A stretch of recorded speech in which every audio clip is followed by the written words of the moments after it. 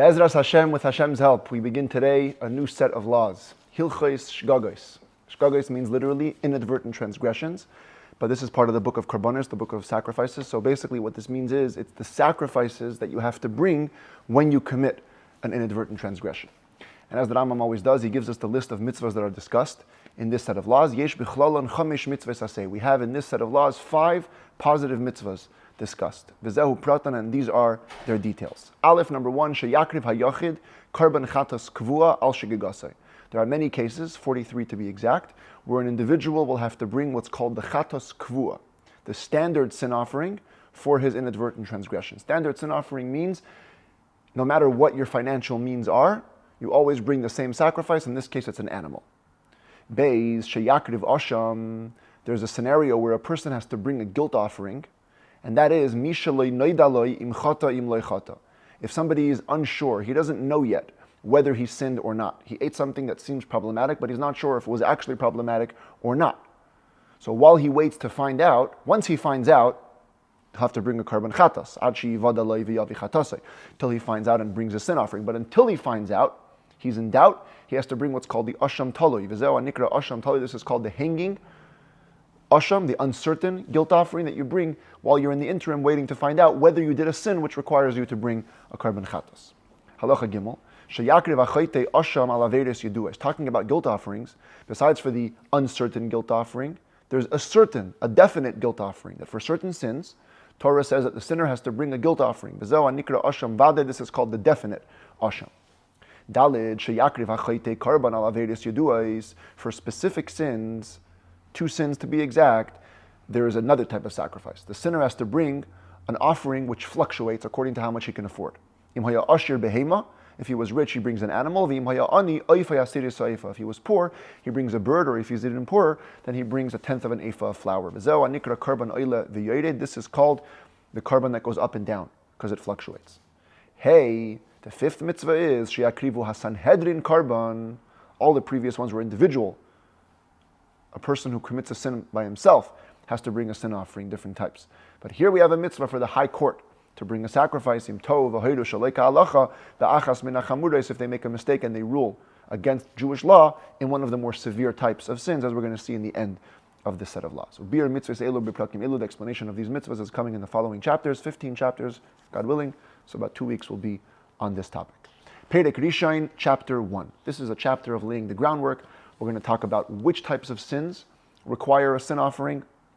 We're going to get exactly a list of all those sins, and also that different people in society, depending who you are, what type of sin offering you have to bring for your sins. First, the basic rules. What type of transgressions require a sin offering? So the Rambam says in Halacha Aleph, Kol ha'over bishgaga. Anybody who transgresses inadvertently. Al achas mi mitzvahs loisase. First condition is that has to be one of the negative prohibitions. You can never be obligated to bring a sin offering for transgressing a positive prohibition. It has to be a positive commandment. It has to be a negative prohibition. Additionally, sheyesh ba maisa. Criteria number 2, the negative transgression has to involve an action. Sometimes you transgress a prohibition by not doing something. Sometimes you say something problematic, and talking in halacha is not considered a significant action. So in order to be liable to a sin offering, you have to have transgressed on a negative prohibition that has an action. Number 3, shechayavin aleh hakares, that you'd be liable, if you did it purposely, you'd be liable to excision. There are many types of punishments in Jewish law. Some are lashes, some are death penalty. Here, it has to be a type of sin that if you did it on purpose, you would get excision. So if you meet all these 3 criteria, negative commandment, which has an action and is liable to excision, then if you did it by mistake, you have to bring a sin offering. In fact, it's a positive commandment to offer this sin offering for the inadvertent transgression. Halacha Beis, let's repeat that in rule form.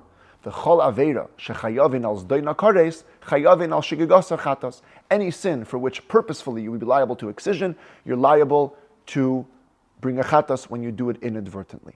That's what you see over here. If b'mezid, if purposely it's kares, then b'shegeg, you bring the chatas. Chutz mishalish aveiros, with the exception of 3. There are 3 prohibitions. There are 3 transgressions, I should say.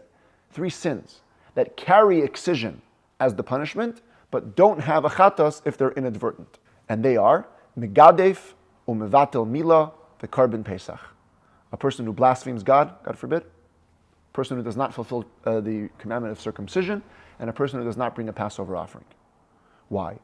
How come these three, there is no sin offering, even though their punishment usually is excision? HaPesach v'hamila mipnei shein mitzvah saseh. The Passover offering and the circumcision are positive commandments. And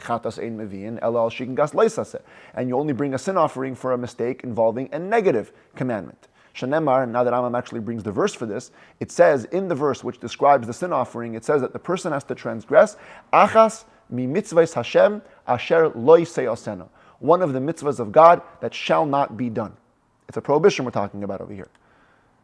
In some versions of the Rambam, they have the word mikol, because maybe it's referring to, perhaps, this verse. Kisechata v'shgaga mikol mitzvahs Hashem asher lo yiseyasena. Just in this verse, you don't have the word achas. So the fact that the Rambam quotes the word achas tells me that he's probably referring to this verse, the verse we showed before, achas mi mitzvahs Hashem asher lo yiseyasena. But in both scenarios, the Torah says the point that it's a mitzvah that should not be done. And therefore, if you're dealing with a mitzvah that should be done and you just didn't do it, so there's no sin offering for that. If the reason that you don't bring a sin offering for blasphemy, even though it's a prohibition, because there's no action. V'nemar in Torah says, lo oisa bishgaga. You have to have done it purposely. Excluding a blasphemer who has no action. Lefichach, therefore, talking about no action, if somebody were to accept an idol as a god, verbally or with intent, even though for the acceptance he'd be liable to excision, and if he did it purposely, defiantly in front of witnesses, he might get stoned to death. If he did so only inadvertently, he's exempt from a sin offering, because he didn't do an action. And it says, he had to have done one of the prohibitions, and here he didn't do anything. So we've crossed out 3 sins that carry excision and don't have a sin offering, because of the reasons that they're a positive commandment or they're non-actions. Now we're about to cross out 2 more. Says the Rambam Malacha Gimel, Kol kreises shebatayra chutz mishalish kreises shebiyarnu.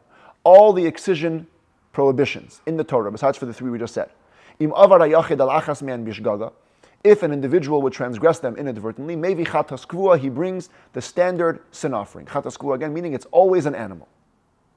Chutz, with the exception of a person who's ritually impure. If he eats sacrificial meat or goes into temple premises, these are averos that carry excision as their penalty, but inadvertently you don't bring a sin offering, rather you bring a different type of offering. These 2 do not bring the standard sin offering, they bring the up and down, the fluctuating offering, as will be explained later in chapter 10. And even though we're not getting into that, the Rambam just gives us the basic difference between a chatas kvua and a oile v'yored, and that is that a chatas kvua halacha daled hi haba min habehema bilvat. The standard sin offering only comes from animals. The karban oile v'yored hu karban she'ene kvua, but the up and down sacrifice is the non-standard sacrifice. Elayim haya ashir maybe chatas behema. Rather, if he was rich, he brings an animal as a sin offering. The haya ani maybe oif ayasiris aifa, and if he was poor, he brings a bird or a tenth of an ephah of flour. Kameshi is bar, again, as will be explained in chapter 10. So, what have we done so far? We've crossed out 3 excision sins that don't have a sin offering for the reasons of positive and non-action. We've crossed out 2 more that don't have a sin offering because they have a different offering, the fluctuating offering. So how much is left? Says the Rambam, it turns out that you learn that the total amount of sins for which it's possible for an individual to bring a standard sin offering for committing them inadvertently, arbaim v'shalosh, is 43. And we're about to get the list of these 43. The first 26, as we're going to see, all concern forbidden relationships. The Eluhain, they are the following. Number 1, haba al imoy. A person has relations with his mother. Here's the person in question. This would be his mother. Relations with your mother is forbidden, and if you do it inadvertently, you have to bring a sin offering. Beis, we're going to switch to this family tree because the next couple of people are on this one. Haba al ein ishtoi. A person who has relations with the mother of his wife, mother-in-law. So here's the man, here's his wife, here's her mother. Gimel, haba al ein ima, the mother of his wife. So his wife's maternal grandmother, we'd call that. Here's the wife, here's the grandmother. Dalit, haba al ein aviha, her paternal grandmother. So here's the wife, father, and this is his mother. Hey, haba al bitoy. If somebody has relations with his daughter, here I put it as his wife's daughter, we'll get to that in a second, but imagine it was also his daughter. Imagine they both shared this daughter. So that's also forbidden and inadvertently sin offering. Vav haba al bas bitoy. His granddaughter, daughter's daughter. Zayin haba al bas benoy. His granddaughter from his son, son's daughter. Ches haba al bas ishtoi. Stepdaughter. This is the wife. That's the daughter of the wife. That's prohibited. Tes habal bas bita, wife's granddaughter from the daughter. So the daughter's daughter. Yud habal bas bina, granddaughter from a son. Here's the wife. That's her son from another marriage. And that's the daughter of the son. Yud alef habal achoisoy. Let's shift back to this family tree here. A person has relations with his sister. Here's the man. That's his sister. And truth is, though, this sister that we're talking about over here is either a half-sister, paternally or maternally, or a sister born out of wedlock. That means the father raped or violated a girl or seduced a girl out of marriage and had a child. So that would be the sister we're talking about here. Then we have Yud Beis Habal Achaisai Shehi Bas Eshes Aviv, a real sister, a full sister, a sister who is also the daughter of his father's wife. Doesn't mean a stepdaughter, no, it's a stepsister. No, it sounds like that. This means a sister who's fully your sister. Not only is she born out of wedlock, she's born out of proper wedding. The daughter of the wife of the father. Yud Gimel Habal Achais Aviv, a person who has relations with the sister of his father, a paternal aunt. Here's the father, here is the sister of the father, this one. Yud Daled Habal Achais Imay, a maternal aunt. Here's the mom, here's her sister. Tesvav Habal Achais Ishtay, wife's sister. Going back to this one for a second. That's the wife, that's her sister, okay? Tezayin Habal Eshes Aviv. Back here, this would be like a stepmom, the wife of the father. This is the man, again, this is his mother, this is his father's other wife. Haba Yud Zayin Habal Eshes Achi Aviv, paternal uncle's wife, the wife of the brother of your father. So here's the father, that's his brother, that's his wife. Yud Ches Habal Eshes Benoy, daughter-in-law, wife of the son. Here's his son, his wife. Yutes Habal Eshes Achiv, brother's wife. Here's his brother, that's his wife.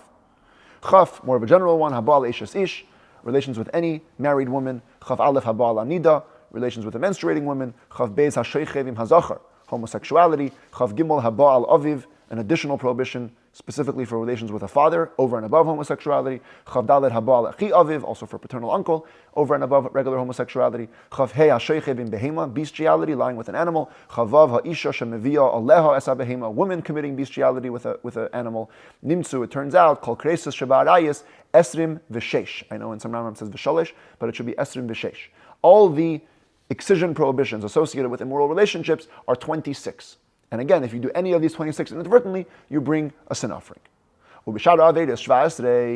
Other sins not related to relationships are 17. 17 potential sins for a sin offering. The Elohein they are, serving idols with action, not just with acceptance or verbally. One who gives his children to the Melech, that's also an idol worship, where they would pass the kids through the fire, as we saw in the Rambam's first book. Gimel Bal Oiv, somebody who performs the magic of Oiv. They offer certain incenses, they speak from their armpit, type of sorcery. Daled Bal Yid'aini, B'maise, a person who does the Yid'aini sorcery, also with action. Because the Yid'aini was taking a bone of a bird, putting it in your mouth and speaking the future. But you have to just not just speak the future, but also do something to get the trance going, let's say. As long as you did an action, you've transgressed this, and if you did it inadvertently, then you bring a sin offering. Hey, hamechalel es hashabbos, desecrating Shabbos. Vav ha'isam malacha b'yom kippurim, doing work on Yom Kippur. Zayin ha'eichel b'sheisa b'yom kippurim, eating and drinking on Yom Kippur. Ches ha'eichel noisra, one who eats sacrificial meat has been left over past its time. Tes ha'eichel chametz b'pesach, one who eats chametz on Passover. Yud ha'eichel chelev, somebody eats forbidden fats. Yud aleph ha'eichel dam, eating forbidden blood. Yud beis ha'eichel pigul, eating sacrificial meat that was offered with improper intent. Yud Gimel Hashechet Kachim Chutz La'azara, slaughtering a sacrifice outside the temple courtyard. Yud Daled Hamale Karban Chutz La'azara, offering a sacrifice outside the temple courtyard. Tesvav HaMefatim Eshemen HaMishcha, copying the recipe of the anointing oil. Tezayin HaMefatim Esakteres, copying the recipe of the incense. Yud Zayin Asach B'Shemen HaMishcha, one who anoints his skin with the anointing oil for a purpose other than holiness. So we now have 43 sins, for which you bring, if you commit them inadvertently, the standard sin offering. Now we keep on saying standard sin offering. What is the standard sin offering? What is the sacrifice that a person who commits inadvertently has to bring? So the Rambam divides this into two categories. Im shagag ba'avodah zara, if the inadvertent sin was involving idol worship, across the board, I don't care who you are, maybe eiz bas shnasa lechatas. You bring a goat in its first year of life as a sin offering. That's the one described in the portion of Shlach Lecha in the book of Bamidbar. Torah says, if a soul sins inadvertently, and we have tradition that interprets this verse as referring to idol worship, so the consequence is, you have to bring a goat in its first year for a sin offering. And it makes no differentiation between people. All people have to bring this goat as a sin offering. Whether the sinner was a regular guy, a melech or a king, a kohen gadol or a high priest, a meshuach milchama or anointed for war. That's the guy who would give the pep talk before Jews went out to war. He also had a quasi status of a high priest. Hakol, Shavin, Beshikin Gas Avodah Zarah. All of these people are equal when it comes to inadvertent sins related to idol worship. They all bring the same animal. But if the inadvertent sin was involving any of the other 42 sins, so now it does depend who you are. If you were a regular guy, maybe seiras izim or nekeva min akvasim. You bring either a female goat or a female sheep. This is the sin offering of one of the people of the land that's spoken about in the portion of Vayikra. The portion of Vayikra says, if one soul sins inadvertently from the people of the land, that's one of the sins. The consequence is vehevi karbonai seiras izim tamima nekeva. He should bring an unblemished female goat. Then Torah describes the process of offering the goat, and then it says as another option, v'im keves yavi karbonai lechatas. If you want to bring a sheep as a sin offering, nekeva smima yaviana, you should bring it also a female unblemished. So if you're a regular guy, you either bring a female sheep or a female goat for any of the other 42 sins. But if it was the king, not a regular guy, if the king committed one of these sins inadvertently, so then maybe seir izim lechatas. I know some Rambams have seiras, but it's a mistake. It should be seir. Seir izim lechatas. He brings a male goat for a sin offering. Torah clearly says, asher nasi yechata. If the nasi, that's referring to the king, sins, the hevias karbanai seir izim zachar tamim. He brings a male, unblemished goat.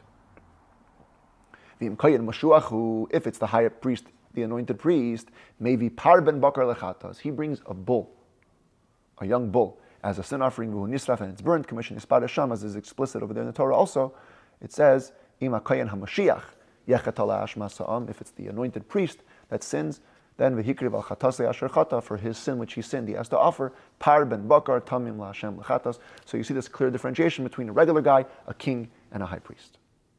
Halacha hey, echad yachid sheshagag ba'achas me'elu and merubin. Doesn't matter if it's one person that sins or a whole bunch of people that sin. They all have to bring the same sin offering. Shenamar, as it says, Toira achas, here it says tia, but in the verse it says yiyah, Toira achas yiyah lachem lo oiseh bishgaga. The same law applies to all of you. To he who does a sin inadvertently, has to all bring the same sin. Ketzah, what's an example? How does multiple people sin? Anshe Medina, Sheshagagu, you have a whole province, a whole city makes a mistake. V'dimu shehayom chol v'areo yom kippurim. They imagine today is a weekday, but it's actually Yom Kippur. Today it's impossible with the calendar, but in olden times everything was word of mouth. You didn't know when they made the date. You confused the date. It's Yom Kippur today. V'kulan achlu v'asu malacha, but everybody ate and did work like a regular weekday. That's two sins right there.